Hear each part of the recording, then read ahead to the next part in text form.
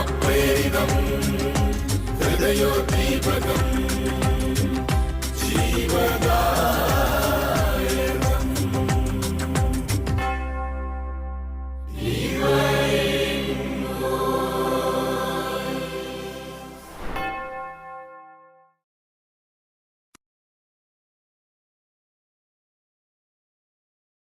ഈശോ മിശിഹായ്ക്ക് സ്തുതിയായിരിക്കട്ടെ. Divine voice വചനവേദിയിലേക്ക് ലോകത്തെമ്പാടുമുള്ള goodness പ്രേക്ഷകർക്ക് സുസ്വാഗതം. കഴിഞ്ഞ ഏതാനും എപ്പിസോഡുകളായിട്ട് വിശുദ്ധ പത്രോസിനെയാണ് നമ്മൾ ധ്യാനിക്കുക. വിശുദ്ധ യോഹന്നാൻ്റെ സുവിശേഷത്തിൽ 21-ാം അധ്യായത്തിൽ പത്രോസിനെക്കുറിച്ച് മനോഹരമായ കുറേ അധികം ഭാഗങ്ങളാണ്, ചിന്തകളാണ് യോഹന്നാൻ സുവിശേഷകൻ നമുക്ക് നൽകുക. പ്രത്യക്ഷത്തിൽ യോഹന്നാനും പത്രോസും തമ്മിൽ ചെറിയൊരു ശണ്ടയുണ്ട് എന്ന് വേണമെങ്കിൽ നമുക്ക് പറയാം. കാരണം ക്രിസ്തു ഏറ്റവും കൂടുതൽ സ്നേഹിച്ചിരുന്നത് യോഹന്നാനെയാണ്, പക്ഷേ ക്രിസ്തുവിനെ ഏറ്റവും കൂടുതൽ സ്നേഹിച്ചിരുന്നത് പത്രോസാണ്. അതുകൊണ്ട് തന്നെ അവർക്കിടയിൽ അല്പം ഒരു സങ്കടമുണ്ടാകേണ്ടത് സ്വാഭാവികമാണ്. പക്ഷേ ഇന്ന് നൂറ്റാണ്ടുകൾക്ക് ശേഷം യോഹന്നാൻ്റെ സുവിശേഷത്തിൻ്റെ ഏറ്റവും അവസാനത്തെ ഭാഗം നമ്മൾ വായിക്കുമ്പോൾ പത്രോസിനെക്കുറിച്ച് ഏറ്റവും മനോഹരമായിട്ട് സുവിശേഷത്തിൽ വരച്ചിട്ടിരിക്കുന്നത് യോഹന്നാനാണ് എന്ന് നമുക്ക് തിരിച്ചറിയാനായിട്ട് സാധിക്കും. എത്രമാത്രം ഹൃദയം സന്തോഷിക്കുന്ന വിധത്തിലാണ് പത്രോസിനെക്കുറിച്ച് യോഹന്നാൻ എഴുതുക. ദൈവാത്മാവ് അവരെ രണ്ടുപേരെയും എത്രമാത്രം വിമലീകരിച്ചു എന്നുള്ളതാണ് ഈ വലിയ സന്തോഷത്തിന് കാരണം. 21-ാം അധ്യായം യോഹന്നാൻ്റെ സുവിശേഷത്തിലെ ഏറ്റവും മനോഹരമായ അധ്യായമാണെന്ന് നമുക്ക് പറയാം. കാരണം യോഹന്നാൻ്റെ സുവിശേഷം അല്പം വായിക്കാൻ ബുദ്ധിമുട്ടുള്ളതും അല്പം ഗഹനമായ ചിന്തകളൊക്കെ തരുന്ന ഭാഗമാണല്ലോ. പക്ഷേ അവസാന ഭാഗമാകുമ്പോഴേക്കും, പ്രത്യേകിച്ച് ഏറ്റവും അവസാനത്തെ അധ്യായം വളരെ മനോഹരമായിട്ട്, വളരെ ഒഴുക്കോടെ ഏതൊരു കുഞ്ഞിനും വായിച്ച് മനസ്സിലാക്കാൻ സാധിക്കുന്ന വിധത്തിൽ ലളിതമായ ഭാഷയിലാണ് എഴുതപ്പെട്ടിരിക്കുക. സുവിശേഷത്തിലെ ഒരു അധ്യായം മാത്രം നമ്മോട് ആരെങ്കിലും വായിക്കാനായിട്ട് ആവശ്യപ്പെട്ടാൽ നമ്മൾ വായിക്കേണ്ടത് യോഹന്നാൻ്റെ സുവിശേഷത്തിലെ 21-ാം അധ്യായമാണെന്നാണ് എൻ്റെ വ്യക്തിപരമായ അഭിപ്രായം. അത്രമാത്രം സിമ്പിളായി, എത്ര വായിച്ചാലും മതി വരാത്ത പോലെ, ഒരു നല്ല ഒരു റൊമാൻസ് വായിക്കുന്നത് പോലെ നമുക്ക് വായിക്കാൻ പറ്റുന്ന ഒന്നാണ് ഈ അധ്യായമെന്നാണ് ഞാൻ കരുതുക. ഇതിൻ്റെ പശ്ചാത്തലം നമുക്കറിയാം. യേശു പ്രത്യക്ഷപ്പെട്ടു. സ്ലീഹന്മാർക്ക് പലപ്പോഴും കർത്താവിനെ കാണാനൊക്കെ ആയിട്ട് സാധിച്ചു. പക്ഷെ അവരുടെ വിശ്വാസം ഇനിയും ശക്തിപ്പെട്ടിട്ടില്ല. അവരിനിയും അവർക്കുണ്ടായ അനുഭവങ്ങളെ പൂർണ്ണമായിട്ടും സ്വാംശീകരിച്ചിട്ടില്ല. പലരും പല അത്ഭുതങ്ങളും പറയുന്നുണ്ടെങ്കിലും ക്രിസ്തു ശരിക്കും മരണത്തിൽ നിന്ന് ഉയർത്തെഴുന്നേറ്റു എന്ന് സ്ലീഹന്മാർ പൂർണ്ണമായിട്ട് വിശ്വസിക്കാത്ത ഒരു പശ്ചാത്തലമാണ് ഈ അനുഭവത്തിൻ്റെ പുറകിലായിട്ടുള്ളത്. 21-ാം അധ്യായം ആരംഭിക്കുന്നു. ഇതിനുശേഷം യേശു തിബേരിയാസ് കടൽ തീരത്ത് വെച്ച് ശിഷ്യന്മാർക്ക് വീണ്ടും തന്നെ വെളിപ്പെടുത്തി. ഈ പ്രാവശ്യം എല്ലാവരും ഉണ്ട്. എല്ലാവർക്കും ഒരുമിച്ചാണ് കർത്താവ് പ്രത്യക്ഷപ്പെടുന്നത്. തിബേരിയാസാണ്, അതായത് മുൻപ് പത്രോസിനെ, അന്ത്രയോസിനെ, യോഹന്നാനെ, യാക്കോബിനെ, അവരെല്ലാവരെയും വിളിച്ച അതേ കടൽ തീരത്ത് ഒരിക്കൽ കൂടി കർത്താവ് വരികയാണ്. ആരെല്ലാമാണ് അവിടെ ഉണ്ടായിരുന്നത് എന്ന് സുവിശേഷകൻ പറയുന്നുണ്ട്. അതൊന്ന് നമുക്ക് നോക്കാം. ശിമിയോൻ പത്രോസ്, ദിദിമോസ് എന്ന് വിളിക്കപ്പെടുന്ന തോമസ്, നമ്മുടെ സ്വന്തം തോമസ്, ഗലീലയിലെ കാനായിൽ നിന്നുള്ള നഥാനയേൽ, സെബദിപുത്രന്മാർ എന്നിവരും വേറെ 2 ശിഷ്യന്മാരും ഒരുമിച്ചിരിക്കുകയായിരുന്നു. നമ്മൾ എണ്ണി നോക്കുകയാണെങ്കിൽ 7 പേരുടെ കാര്യമാണ് പറയുന്നത്. എല്ലാവരുടെ പേരും പറയുന്നില്ല, എങ്കിലും 7 പേരാണ് പറയുക.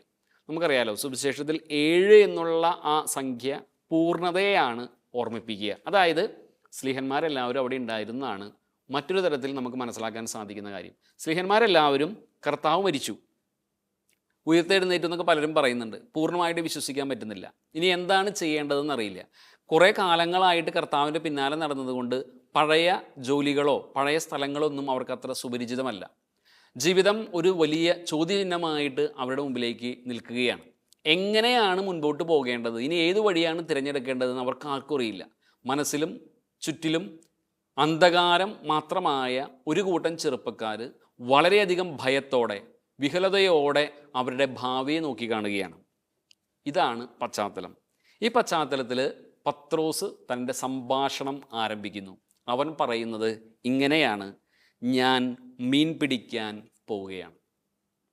ഞാൻ മീൻ പിടിക്കാൻ പോവുകയാണ്. ഇതേ കടലിൻ്റെ അല്പം മാറിയുള്ള ഒരിടത്ത് വെച്ചാണ് ഇനി മുതൽ നീ മനുഷ്യനെ പിടിക്കുന്നവനാക്കും എന്ന് പറഞ്ഞുകൊണ്ട് കർത്താവ് അവനെ പിടിച്ചുകൊണ്ട് പോയത്.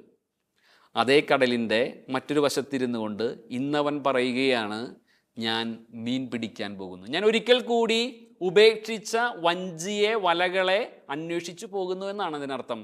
ഇന്നുവരെ ക്രിസ്തുവിന് വേണ്ടി അവൻ ഉപേക്ഷിച്ചതെല്ലാം ഒരിക്കൽ കൂടി അന്വേഷിച്ചു പോകുന്നവനായിട്ട് പത്രോസ് മാറുകയാണ്.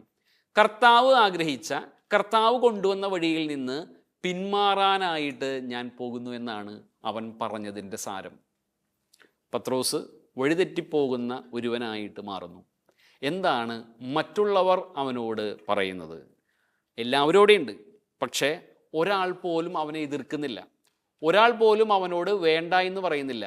അവർ പറയുന്ന മറുപടി വളരെ വ്യത്യസ്തമാണ്. ഞങ്ങളും നിന്നോടുകൂടെ വരുന്നു എന്നാണ് അവർ പറഞ്ഞത്. വഴിതെറ്റിപ്പോയ ഒരാൾ എല്ലാവരെയും വഴിതെറ്റാനായിട്ട് സഹായിക്കുന്നു. അതുവരെ എല്ലാവരെയും നയിച്ചിരുന്ന, എല്ലാവർക്കും ശക്തി കൊടുത്തിരുന്ന പത്രോസ് എല്ലാവരെയും വഴിതെറ്റിക്കുന്നവനായിട്ട് മാറുകയാണ്. ശരിക്കും പറഞ്ഞാൽ പത്രോസ് കർത്താവിനെ തള്ളിപ്പറഞ്ഞപ്പോൾ ചെയ്തതിനേക്കാളും അല്പം കൂടി ഗൗരവമായൊരു തെറ്റിലേക്ക് വീഴുകയാണ്. ഇതുവരെ അവൻ ചെയ്ത തെറ്റ് അവൻ്റെ മാത്രമായിരുന്നു. ഇതാ അവൻ മീൻ പിടിക്കാൻ പോകുമ്പോൾ മറ്റ് സ്ലിഹന്മാരെ കൂടി അവൻ്റെ കൂടെ കൊണ്ടുപോകുന്ന ഒരവസ്ഥയിലേക്ക് വന്നിരിക്കുകയാണ്. അതായത് മറ്റുള്ളവരെ വഴിതെറ്റിക്കുന്നവനായി കൂടി പത്രോസ് മാറുന്നുണ്ട്. പത്രോസ് കംപ്ലീറ്റ് കൺട്രോൾ പോയ ഒരു വഞ്ചി കണക്കെ ജീവിക്കുകയാണ്. ക്രിസ്തുവിനെ തള്ളിപ്പറഞ്ഞത് മുതൽ അവന് പ്രത്യേകിച്ച് എന്താണ് സംഭവിക്കുന്നതൊന്നും യാതൊരു നിശ്ചയവുമില്ല. മറ്റു സ്ത്രീയന്മാരുടെ കൂടെ മീൻ പിടിക്കാനായിട്ട് പോകുന്ന പത്രോസ്, അവർ പോയി വള്ളത്തിൽ കയറി. എന്നാൽ ആ രാത്രിയിൽ അവർക്ക് ഒന്നും കിട്ടിയില്ല. ഒരു രാത്രി മുഴുവൻ അധ്വാനിച്ചിട്ട് ഒന്നും കിട്ടാതിരുന്നപ്പോഴാണ് കർത്താവ് വന്ന് പത്രോസിനെ വിളിച്ചത്. നമ്മൾ ആദ്യത്തെ ധ്യാനത്തിൽ അത് കണ്ടതാണ്, ലൂക്കായുടെ സുവിശേഷം 5-ാം അധ്യായം. ഇവിടെ അതുപോലെ സമാനമായ മറ്റൊരു അനുഭവത്തിലേക്ക് പത്രോസ് വരുന്നു.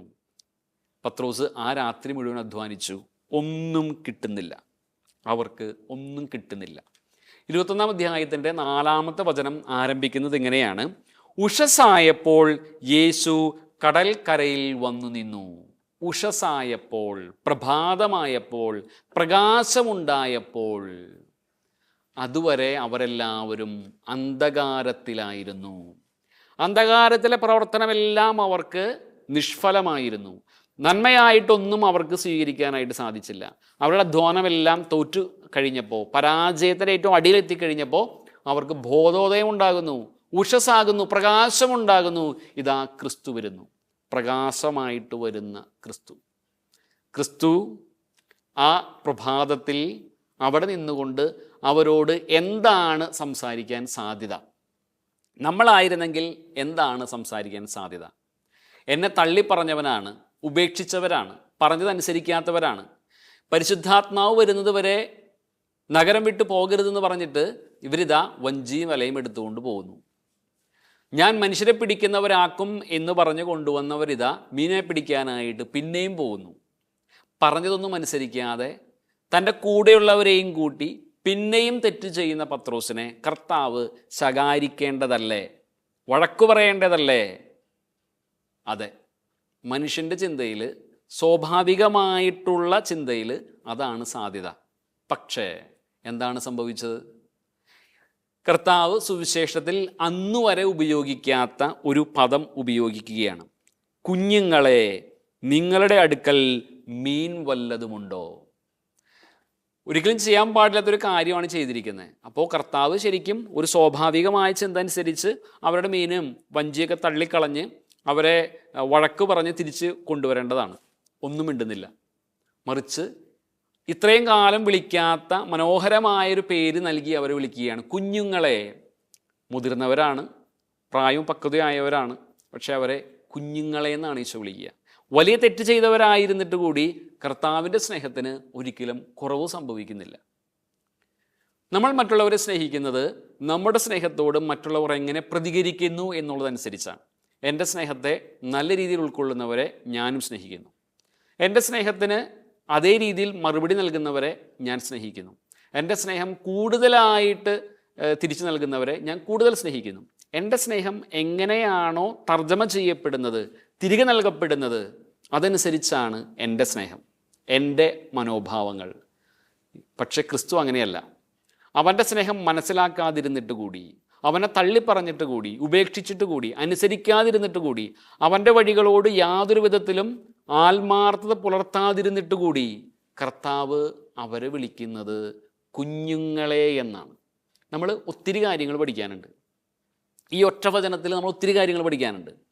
ഞാൻ സ്നേഹിക്കുമ്പോൾ അതനുസരിച്ച് എന്നെ സ്നേഹിക്കുന്നില്ല, ബഹുമാനിക്കുന്നില്ല, എനിക്ക് വേണ്ടതായ പരിഗണന തരുന്നില്ല, ഞാൻ പറയുന്നത് അനുസരിക്കുന്നില്ല, എന്നെ ഉൾക്കൊള്ളുന്നില്ല എന്നൊക്കെ പറഞ്ഞ് എത്രയോ അധികം പേരെയാണ് നമ്മുടെ സ്നേഹവലയത്തിൽ നിന്ന് ഓരോ ദിവസവും നമ്മൾ പുറത്താക്കുക. ഞാൻ അർഹിക്കുന്ന ഇടങ്ങളിൽ അർഹമായവ എനിക്ക് നൽകുന്നില്ല എന്നുള്ള പരാതിയിൽ എത്ര പേരെയാണ് ഞാൻ ഒഴിവാക്കിയിട്ടുള്ളത്.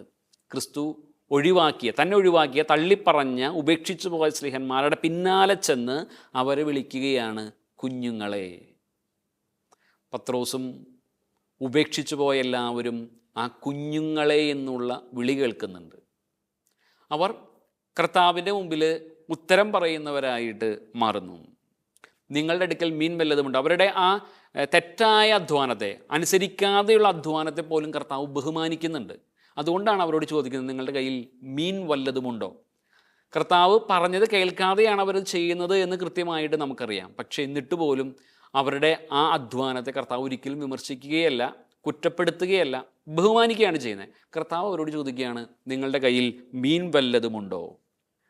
അവർ ഇല്ല എന്ന് സത്യസന്ധമായിട്ട് ഉത്തരം പറഞ്ഞു. അവരുടെ കയ്യിൽ ഒന്നുമില്ല എന്ന് അവർ കർത്താവിനോട് പറയുകയാണ്. കർത്താവ് അവരോട് പറയുന്നു, വള്ളത്തിൻ്റെ വലതുവശത്തേക്ക് വലയിടുക. അവർ വലയിടുന്നു. പണ്ട് പത്രോസിനുണ്ടായ അതേ അനുഭവം പിന്നെയും ഉണ്ടാവുകയാണ്. ഒത്തിരി മീൻ അവൻ്റെ വലയ്ക്കുള്ളിലേക്ക് പ്രവേശിക്കുകയാണ്. ഇതുവരെ ഉണ്ടാകാതിരുന്ന വലിയ ഒരു മത്സ്യബന്ധനം നടത്താനായിട്ട് ദൈവം അവനെ അനുവദിക്കുന്നു. അപ്പോൾ വലയിലകപ്പെട്ട മത്സ്യത്തിൻ്റെ ആധിക്യ നിമിത്തം അത് വലിച്ചു കയറ്റാൻ അവർക്ക് കഴിഞ്ഞില്ല. പഴയ അനുഭവം പത്രോസിൻ്റെ മനസ്സിലേക്ക് വരികയാണ്. പത്രോസിനെ ഈശോ വിളിച്ച സമയത്ത് ഇതുപോലെ സമാനമായ അത്ഭുതം ഉണ്ടായിരുന്നു. അവൻ്റെ വല കീറിയിരുന്നു. വല കീറിക്കൊണ്ടാണ് പത്രോസിനെ കർത്താവ് കൊണ്ടുപോകുക. അതായത് ഇനി നിനക്ക് ആ വല ആവശ്യമില്ലെന്നൊരർത്ഥം കൂടി അതിനുണ്ട്. ഇവിടെ പക്ഷേ വലയൊന്നും കീറുന്നില്ല. എന്തായിരിക്കാം കാരണം? അല്പം മാനുഷികമായ തലത്തിൽ ചിന്തിച്ചാൽ നമുക്ക് മനസ്സിലാക്കാൻ പറ്റുന്നൊരു കാരണം, പത്രോസിൻ്റെ സ്വന്തം വലയല്ല ഇത്. പത്രോസ് എവിടെ നിന്ന് ഒപ്പിച്ചെടുത്തൊരു വലയാണ്. ഇത് കീറിക്കഴിഞ്ഞാൽ പത്രോസിന് വലിയ നഷ്ടം ഉണ്ടാവും. അതുകൊണ്ട് ഈ വല കീറിയില്ല എന്നാണ് വ്യക്തിപരമായിട്ടുള്ള എൻ്റെ ഒരു ധ്യാനം. എന്തു തന്നെയായാലും ഒത്തിരി മത്സ്യങ്ങൾ ലഭിക്കുന്നു. പത്രോസിന് ചില പഴയ ഓർമ്മകൾ തികട്ടി വരികയാണ്. പത്രോസ് യേശു സ്നേഹിച്ചിരുന്ന ശിഷ്യൻ, അതായത് യോഹന്നാനോട് ചോദിക്കുകയാണ്, ഇത് ആരാണെന്ന് ചോദിക്കുക. അത് കർത്താവാണ് എന്ന് കേട്ടപ്പോൾ ശിമയോൻ പത്രോസ് താൻ നഗ്നനായിരുന്നത് കൊണ്ട് പുറങ്കുപ്പായം എടുത്തു ധരിച്ച് കടലിലേക്ക് ചാടി. ലൂക്കായുടെ സുവിശേഷം 5-ാം അധ്യായത്തിൽ പത്രോസ് പറയുന്നുണ്ട്, കർത്താവേ, ഞാൻ പാപിയാണ്, എന്നിൽ നിന്ന് അകന്നു പോകണമേ.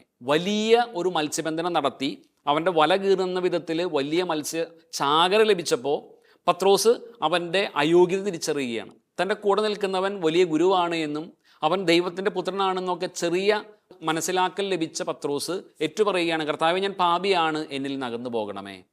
അതേ അനുഭവത്തിൻ്റെ മറ്റൊരു റെപ്ലിക്കേഷനാണ് ഇവിടെ സംഭവിക്കുക. ഇവിടെ പത്രോസ് തിരിച്ചറിയുന്നു, ഇത് ക്രിസ്തുവാണ്, ഇവൻ വിശുദ്ധിയുള്ളവനാണ്, ദൈവപുത്രനാണ്, ഞാൻ പാപിയാണ്, ഞാൻ ഇവൻ്റെ കൂടെ നിൽക്കേണ്ടവനല്ല. അവൻ കർത്താവിൽ നിന്ന് അകലേക്ക് പോകാനായിട്ട് വെള്ളത്തിലേക്ക് ചാടുകയാണ്. വെള്ളത്തിലേക്ക് ചാടുന്ന പത്രോസ്, കർത്താവിൽ നിന്ന് അകലം പാലിക്കുന്ന പത്രോസിനെയാണ് സുവിശേഷം നമുക്ക് കാണിച്ചു തരിക. മറ്റു ശിഷ്യന്മാർ മീൻ നിറഞ്ഞ വലയും വലിച്ചുകൊണ്ട് വള്ളത്തിൽ തന്നെ വന്നു. അവർ കരയിൽ നിന്ന് ഏകദേശം 200 മുഴത്തിലധികം അകലെയായിരുന്നു. കരക്കിറങ്ങിയപ്പോൾ തീ കൂട്ടിയിരിക്കുന്നതും അതിൽ മീൻ വെച്ചിരിക്കുന്നതും അപ്പവും അവർ കണ്ടു. കരക്കിറങ്ങിയപ്പോൾ തീ കൂട്ടിയിരിക്കുന്നതും അതിൽ മീൻ വെച്ചിരിക്കുന്നതും അപ്പവും അവർ കണ്ടു. സുവിശേഷത്തിലെ ഏറ്റവും മനോഹരമായ ഒരു നിമിഷമാണത്. കാരണം തള്ളിപ്പറഞ്ഞ, ഉപേക്ഷിച്ച, ഇട്ടുകൊണ്ടുപോയ സ്ലിഹന്മാരെ കർത്താവ് പിന്നെയും കാണുന്ന ഒരു സമയമാണ്. അവർ ഉപേക്ഷിച്ച വലകളെല്ലാം തപ്പിപ്പിടിച്ചെടുത്ത് പിന്നെയും മീൻ പിടിക്കാൻ പോയതാണ്. തോറ്റു തുന്നം പാടി കിടന്നിരുന്ന സ്ലിഹന്മാർക്ക് നല്ലൊരു മത്സ്യസമ്പത്ത് കൊടുത്ത് കർത്താവ് അവരെ അനുഗ്രഹിച്ച് തിരികെ കൊണ്ടുവരുമ്പോൾ കർത്താവ് അവർ തള്ളിപ്പറഞ്ഞ ഉപേക്ഷിച്ചു പോയ ക്രിസ്തുവിൻ്റെ മുഖത്തേക്ക് നോക്കുകയാണ്. അവിടെ അവർ കാണുന്നത് അവർക്ക് വേണ്ടി ഒരുക്കി വച്ചിരിക്കുന്ന പ്രാതലാണ്. ചുട്ട മീനുമായി കാത്തിരിക്കുന്ന, മനോഹരമായ പ്രാതൽ ഒരുക്കി കാത്തിരിക്കുന്ന ക്രിസ്തു ഒരിക്കൽ പോലും കുറ്റപ്പെടുത്തുന്നില്ല, ഒരിക്കൽ പോലും അവരെ ശകാരിക്കുന്നില്ല, നിങ്ങൾക്ക് പറ്റിപ്പോയ തെറ്റ് ഗൗരവമാണെന്ന് ഓർമ്മിപ്പിക്കുന്നില്ല.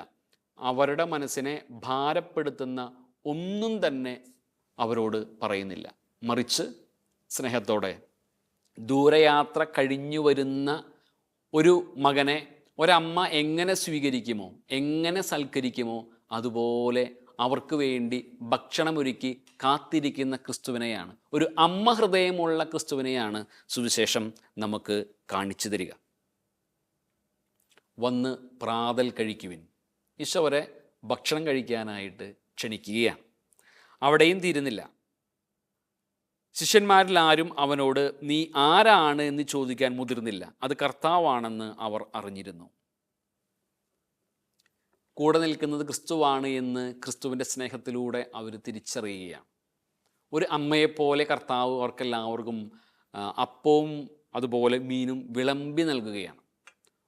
ഞാൻ നേരത്തെ പറഞ്ഞതുപോലെ ഒരു അമ്മ എങ്ങനെയാണോ തൻ്റെ മക്കൾക്ക് ഭക്ഷണ സാധനങ്ങൾ എടുത്തു കൊടുത്ത് അവരെ കൊണ്ട് കൂടുതൽ ഭക്ഷണം കഴിപ്പിക്കാനായിട്ട് ശ്രമിക്കുക, അതേ സ്നേഹത്തോടെ അതേ ഹൃദയ ലാവണ്യത്തോടു കൂടി സ്ലിഹന്മാരെല്ലാവരെയും ചുറ്റിലുമിരുത്തിക്കൊണ്ട് കർത്താവ് അവർക്ക് ഭക്ഷണം കൊടുക്കുകയാണ്. ഒരമ്മയെപ്പോലെ എടുത്തു കൊടുത്ത് സ്നേഹിക്കുന്ന ഈശോ തള്ളിപ്പറഞ്ഞവരെ, കുറ്റപ്പെടുത്തിയവരെ, ഉപേക്ഷിച്ചു പോയവരോട് നമ്മൾ കാണിക്കുന്ന മനോഭാവം എന്താണ്?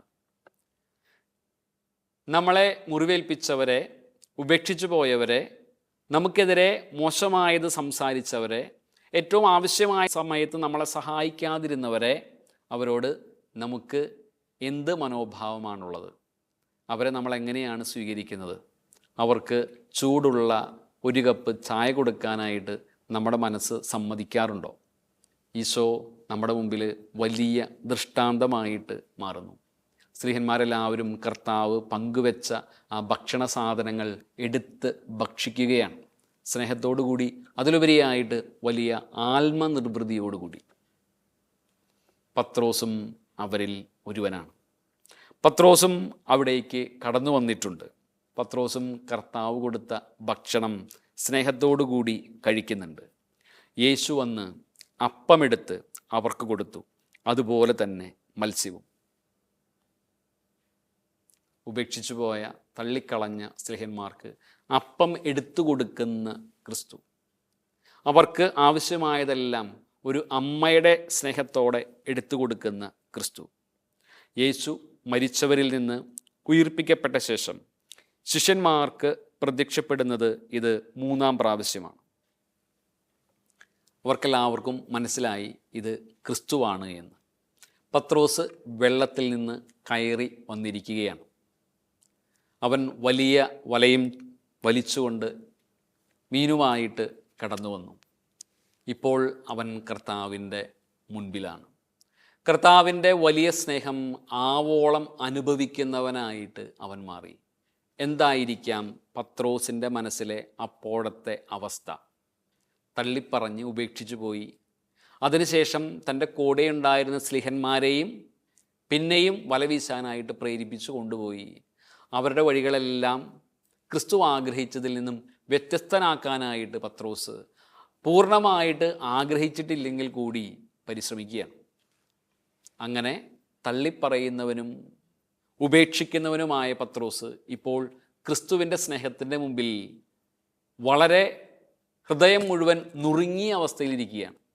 ഒരു വാക്ക് കൊണ്ടുപോലും മുറിപ്പെടുത്താതെ, അരവാക്ക് കൊണ്ടുപോലും ശകാരിക്കാതെ, ഒരിക്കലും ഒറ്റപ്പെടുത്താതെ, മാറ്റി നിർത്താതെ ചേർത്തു പിടിക്കുന്ന ക്രിസ്തുവിനെ അവർ കാണുന്നു. ഒരു തള്ളക്കോഴി തൻ്റെ കുഞ്ഞുങ്ങളെ എങ്ങനെയാണോ ചിറകിനടിയിലേക്ക് ചേർത്ത് വയ്ക്കുക, എങ്ങനെയാണോ അവരെ എന്നേക്കുമായിട്ട് അവൻ്റേതാക്കി എന്നേക്കുമായിട്ട് മാറ്റുക, ആ ഒരു പ്രോസസ്സിലൂടെ സ്ലീഹന്മാരെല്ലാവരും കടന്നു പോവുകയാണ്. അവരെല്ലാവരും വലിയ സ്നേഹത്തിൽ, വലിയ നിർമ്മലതയിൽ കർത്താവിൻ്റെ കൂടെ ഇരിക്കുകയാണ്. അവരുടെ പാപങ്ങളെല്ലാം, അവരുടെ കുറവുകളെല്ലാം കർത്താവ് ക്ഷമിക്കുകയാണ്. അവരോടെല്ലാവരോടും കർത്താവ് പൊറുക്കുകയാണ്. അവരെല്ലാവരും ക്രിസ്തു സ്നേഹത്തിൽ പിന്നെയും പിന്നെയും സ്നാനം ചെയ്യപ്പെടുകയാണ്. ഇതാ ഏറ്റവും മനോഹരമായ ഒരു നിമിഷം. എല്ലാം കൊണ്ടും ഇനി തങ്ങൾക്ക് യേശുവിലേക്ക് ചേർന്ന് നിൽക്കാൻ പറ്റുന്ന നിമിഷം. പത്രോസിനെ പോലെ ആയിരിക്കാം നമ്മൾ. പോകാൻ പാടില്ലാത്ത വഴികളിലൂടെ പോയിട്ടുണ്ടാകാം, ചെയ്യാൻ പാടില്ലാത്ത കാര്യങ്ങൾ ചെയ്തിട്ടുണ്ടാകാം, ഏൽപ്പിച്ച ഉദ്യമങ്ങളിൽ നമുക്ക് വീഴ്ച വന്നു പോയിട്ടുണ്ടാകാം. ഇതാ കർത്താവ് പ്രാതലൊരുക്കി ഓരോ പ്രഭാതത്തിലും വിശുദ്ധ കുർബാനയിൽ നമ്മളെ കാത്തിരിക്കുന്നു. ഓരോ പ്രഭാതത്തിലും കർത്താവ് പത്രോസിനെ കാത്തിരുന്നത് പോലെ നമുക്ക് വേണ്ടി കാത്തിരിക്കുന്നുണ്ട്. ഈ സുവിശേഷ ഭാഗം കർത്താവ് എത്ര മനോഹരമായിട്ടാണ് മനുഷ്യൻ്റെ വൈകാരികമായ നിമിഷങ്ങളോട്, അവൻ്റെ വേദനകളോട്, അവൻ്റെ പരാജയങ്ങളോട് പ്രതികരിക്കുന്നത് എന്ന് കൃത്യമായിട്ട് നമുക്ക് മനസ്സിലാക്കാനായിട്ട് സാധിക്കും. പത്രോസ് മുറിവേറ്റവനാണ്. എല്ലാവരാലും അല്പം കൂടി വില കുറഞ്ഞവനായിട്ട് കാണപ്പെടുന്നവനാണ്. കാരണം ഒന്നാം സ്ഥാനത്തുണ്ടായിരുന്നവൻ ഇപ്പോൾ ഗുരുവിനെ തള്ളിപ്പറഞ്ഞവനായിട്ടാണ് മാറിയിരിക്കുക. എല്ലാവരേക്കാളും മോശക്കാരനായിട്ട് പത്രോസ് മാറി. അവൻ ഏറ്റവും ഹൃദയത്തിൻ്റെ തീവ്രമായ വേദന അനുഭവിക്കുന്നവനായിട്ട് മാറുന്നു. ഈ അവസ്ഥയിൽ ഒരു വാക്ക് കൊണ്ടുപോലും കർത്താവ് പത്രോസിനോട് ഒന്നും പറയുന്നില്ല. അവനെ പേരെടുത്ത് വിളിക്കുന്നു പോലുമില്ല. അവൻ ആ കൂട്ടത്തിലുണ്ട് എന്ന് ഉറപ്പുവരുത്തുന്ന ക്രിസ്തു. അതേസമയം അവൻ്റെ മുറിവുകൾക്കെല്ലാം കർത്താവിൻ്റെ വാക്കുകളിലൂടെ, പ്രവൃത്തികളിലൂടെ മറുപടി പറയുന്നുണ്ട്. ഓടിപ്പോയ, വലയമായിട്ട് പോയ സ്ലീഹന്മാരെ കുറ്റപ്പെടുത്തുന്നതിന് പകരം അവരുടെ അധ്വാനത്തെ അവൻ ബഹുമാനിക്കുകയാണ്. കുഞ്ഞുങ്ങളെ എന്നാണ് അവരെ വിളിക്കുക. അതുപോലെ തന്നെ അവരുടെ കയ്യിൽ മീൻ എന്തെങ്കിലും ഉണ്ടോ എന്ന് ചോദിക്കുന്നുണ്ട്. അവരുടെ അധ്വാനത്തെ ബഹുമാനിക്കുന്നു. അവർക്ക് ഒന്നും ലഭിച്ചില്ല എന്ന് കണ്ടപ്പോൾ അവരുടെ അധ്വാനത്തെ അനുഗ്രഹിക്കാനായിട്ട് അവർക്ക് നിർദ്ദേശങ്ങൾ കൊടുക്കുന്നു. അങ്ങനെ ഒരു രാത്രിയിലെ അവരുടെ ഫലമില്ലാത്ത രാത്രിയെ ഫലം ചൂടിയ രാത്രിയാക്കി കർത്താവ് മാറ്റുന്നുണ്ട്. അവരെ അനുഗ്രഹിക്കുന്നുണ്ട്. അവർക്ക് ഒത്തിരി മീൻ ലഭിച്ചതായിട്ട് നമ്മൾ കാണുന്നു. കർത്താവാണ് എന്ന് കണ്ടപ്പോൾ പത്രോസ് വെള്ളത്തിലേക്ക് എടുത്ത് ചാടി മാറി നിൽക്കുന്നുണ്ട്. മാറി നിൽക്കുന്ന പത്രോസിനെ അടുത്ത് വിളിക്കാനായിട്ട് കർത്താവ് പറയുന്നത് നിങ്ങളുടെ മീൻ കൊണ്ടുവരിക എന്നാണ്. അപ്പോഴാണ് മറഞ്ഞിരുന്ന വെള്ളത്തിലേക്ക് ചാടിയ പത്രോസ് മീൻ വലയുമായിട്ട് അവൻ്റെ മുൻപിലേക്ക് വരുന്നത്. അതുവരെ അകലെയായിരുന്ന പത്രോസിന് ക്രിസ്തുവിലേക്ക് എത്തിച്ചേരാനായിട്ട് ക്രിസ്തു തന്നെ വഴിയൊരുക്കുകയാണ്. മാത്രമല്ല, അവർ വരുമ്പോൾ അവർക്ക് വേണ്ടി സ്നേഹത്തിൻ്റെ പ്രാതലൊരുക്കി വന്ന് ഭക്ഷിക്കുവിനെന്ന് വിളിക്കുന്ന ഒരു അമ്മയുടെ ഹൃദയത്തോടെ വിളിക്കുന്ന ഈശോ. മാത്രമല്ല, അവർക്ക് ഓരോരുത്തർക്കും അവരുടെ ഇഷ്ടമനുസരിച്ച് ഭക്ഷണം വിളമ്പി നൽകുന്ന ഈശോ. പത്രോസിൻ്റെ മുറിവുകളോട്, പത്രോസിൻ്റെ വൈകാരികമായ വിഷമങ്ങളോട്, അവനുണ്ടായിട്ടുള്ള എല്ലാവിധത്തിലുമുള്ള തകർച്ചകളോട് കർത്താവ് വളരെ മനോഹരമായിട്ട് പ്രതികരിക്കുകയാണ്. കുറ്റപ്പെടുത്തിക്കൊണ്ടോ മുറിവേൽപ്പിച്ചുകൊണ്ടോ തള്ളിപ്പറഞ്ഞുകൊണ്ടോ അല്ല, മറിച്ച് സ്നേഹത്തിൻ്റെ ലേപനം പുരട്ടിക്കൊണ്ട്, അവനെ ചേർത്ത് പിടിച്ചുകൊണ്ട്, ഹൃദയം കൊണ്ട് അവനെ ആശ്ലേഷിച്ചുകൊണ്ട്. ഈ സ്നേഹത്തിലേക്കാണ് പത്രോസ് വന്ന് നിൽക്കുക. ഇനി പത്രോസിന് മറ്റൊന്നും ചെയ്യാനില്ല. എനിക്ക് തെറ്റുപറ്റിപ്പോയി എന്ന് പറയാൻ പോലുമുള്ള അവസരം നിഷേധിച്ചുകൊണ്ട്, അതുപോലും പത്രോസിനെ കൊണ്ട് പറയിക്കാതെ തൻ്റെ സ്നേഹത്തിലേക്ക് കർത്താവ് പത്രോസിനെ ചേർത്ത് നിർത്തുന്നു.